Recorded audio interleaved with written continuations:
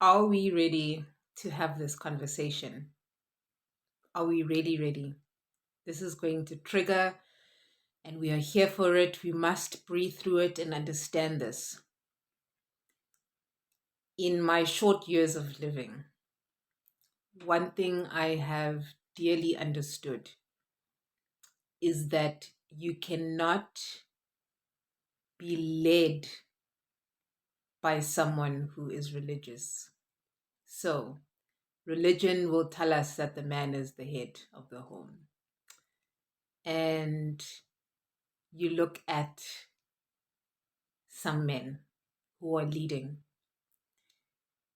You cannot be led by a religious man because a religious man believes in a God outside of himself. And giving your power to something outside of yourself that has been dictated, that has told you you cannot question, you have to take it as it is one of the most dangerous things that we don't really speak about. Being led by a man who is religious, he feeds into the system of chaos. He feeds into the system of fear. So when you are led by fear and you follow, you're only following chaos and fear. And that's why you experience more chaos and fear.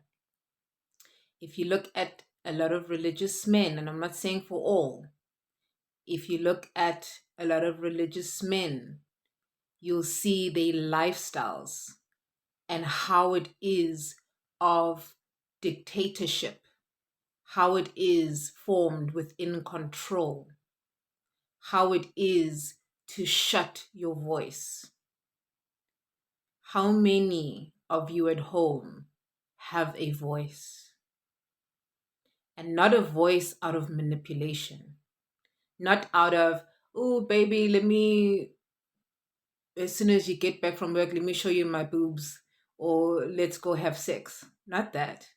Not having to make sure he's got a meal.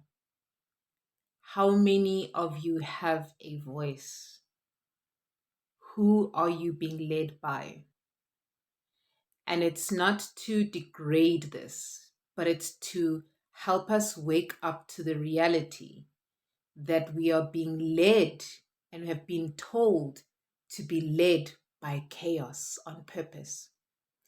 What you ultimately need is to understand that leadership is from someone who understands the God within them, because with that, it will provide you the support to be in control of your own life without the fear that once you gain the abundance and once you gain the growth and transformation, that I, as someone who has come to lead your life, am not insecure.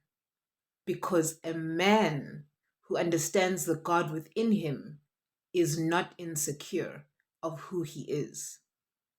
Let's have that conversation.